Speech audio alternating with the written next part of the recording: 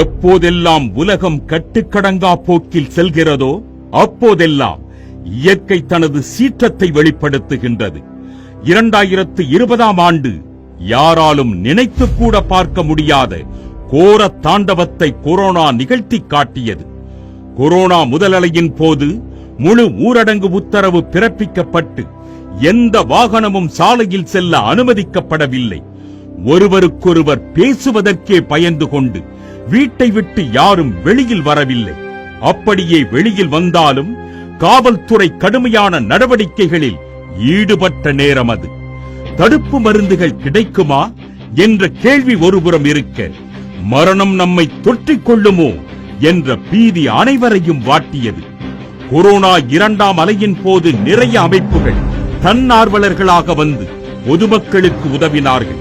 ஆனால் முதல் அலையின் போது மரண பயத்தின் காரணமாக யாருமே வெளிவர தயங்கிய அந்த சூழலில் அடையாறு புற்றுநோய் மருத்துவமனை வெளியிட்ட ஒரு அறிவிப்பை பார்த்து ஒரு இளைஞன் தன் நண்பர்கள் 10 பேருடன் உதவி செய்வதற்கு முன் வருகிறார்.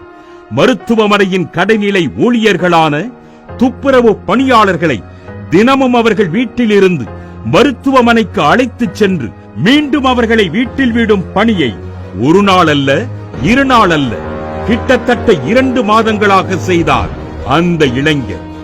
உயிருக்கு ஆபத்து நேரும் என்ற நிலையிலும் அதை பற்றியெல்லாம் கவலைப்படாமல் சேவை செய்த அந்த இளைஞரை பற்றி கேள்விப்பட்டு அடையாறு புற்றுநோய் மருத்துவமனையின் தலைவர் சாந்தா அம்மையார் அவரை அழைத்து வரச் சொல்கிறார். அந்த இளைஞரிடம், தம்பி, நீங்கள் யார் என்று சாந்தா அம்மையார் கேட்க அவர் சொன்ன பதில், என் பெயர் துரை வையாபுரி, எங்க அப்பா பேரு வைகோ. அரசியல் என்பது துரை வைகோவுக்கு வெகு தொலைவில் இருந்தது. மதுவிலக்குக்காக உயிர் நீத்த மாரியம்மாளின் பேரனுக்கு, இனம் மீட்புக்காக 28 முறை சிறை சென்ற போராளி வைகோவின் புதல்வனுக்கு, உறவு தமிழர்களுக்கு அடைக்கலம் கொடுத்ததற்காக கைவிலங்கு பூட்டப்பட்டு சிறையில் அடைக்கப்பட்ட தடா ரவியின் அண்ணன் மகனுக்கு, காவிரி மேலாண்மை வாரியம் கேட்டு தீக்குளித்து மடிந்த சரவண சுரேஷின் மருமகனுக்கு, நீல கடலளவுக்கல்லவா பொதுவாழ்வு சிந்தனை நிறைந்திருக்க வேண்டும், எப்படி அவர் விலகி இருந்தார் என்கிற மௌன வினா கேட்காமல் இல்லை. வாழ்வின் உயர்ந்த பாக்கியங்கள் அனைத்தையும் தன் தந்தை பறிகொடுத்ததை பார்த்து பார்த்து வளர்ந்த பிள்ளைக்குள் அப்பா அப்பா என்று அழைத்து தந்தை மடி அமரும் வாய்ப்பை இழந்த தனையனுக்குள் எதற்கு நமக்கு இந்த அரசியல் என்ற எண்ணம் எழத்தானே செய்யும்.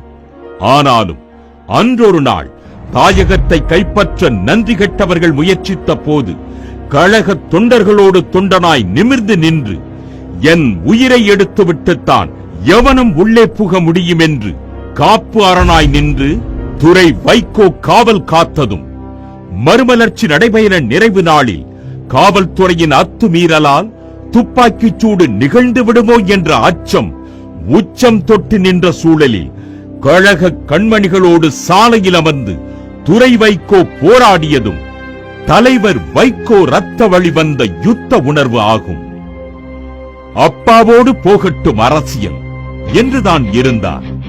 தமிழகத்தின் திசை காட்டியாயிருந்த அப்பாவுக்கு திடீரென்று உடல்நலம் குன்றிய சூழலில் தந்தை சுமைதாங்கவும், தங்கள் வாழ்வு, தங்கள் வளம், தங்கள் நலமெல்லாம் தங்கள் தலைவரே என ஓங்கி முழங்கும் கழக கண்ணின் மணிகளின் கண்ணீர் துடைக்கவும் தான் துரை வைகோ அரசியலுக்கு வந்தார்.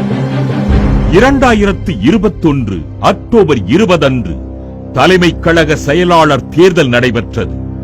தாயகத்தில் மாவட்ட செயலாளர்கள், உயர்நிலை குழு உறுப்பினர்கள், அரசியல் ஆலோசனை குழு உறுப்பினர்களால் வாக்கெடுப்பு மூலம் துரை வைகோ அவர்கள் மறுமலர்ச்சி திராவிட முன்னேற்ற கழகத்தின் தலைமை கழக செயலாளராக தேர்வு செய்யப்பட்டு 2022 மார்ச் 23 அன்று நடந்த 28வது மதிமுக கழக பொதுக்குழுவில் தீர்மானம் நிறைவேற்றப்பட்டு துரை வைகோ அவர்கள் தலைமை கழக செயலாளரானார்.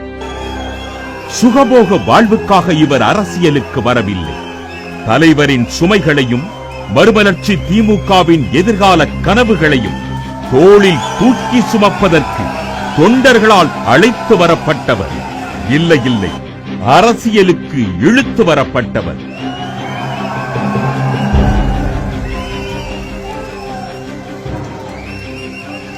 தலைமை கழக செயலாளர் அலுவலகம் திறப்பு. தலைமை அலுவலகம் தாயகத்தில் பொதுவுடைமை இயக்க தலைவரும் இந்திய அரசியல் வரலாற்றில் மூத்த தலைவரும் நேர்மையின் அடையாளமாகவும் எளிமையின் மறு உருவாகவும் திகழும் பொதுவுடைமை இயக்க தோழர் ஐயா நல்லக்கண்ணு அவர்களின் திருக்கரங்களால் குத்துவிளக்கு ஏற்றி ஆசீர்வதித்து துரை வைகோ அவர்களின் அலுவலகம் திறந்து வைக்கப்பட்டது பெருமை கொள்ளத்தக்கதாகும்.